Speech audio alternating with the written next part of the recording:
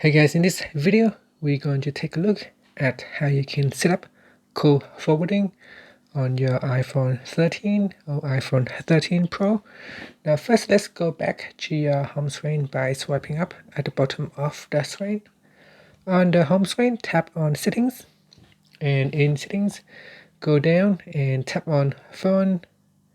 Next we want to go down and tap on call forwarding. So in the calls section, tap on call forwarding and then just wait for the switch to come on. Once it has come on, tap on the switch to turn it on. Now once it's turned on, there will be another section will appear. It will be forward to, tap on that, and in here you need to put in the phone number that you would like to forward the call to. Okay, and then tap on the back key.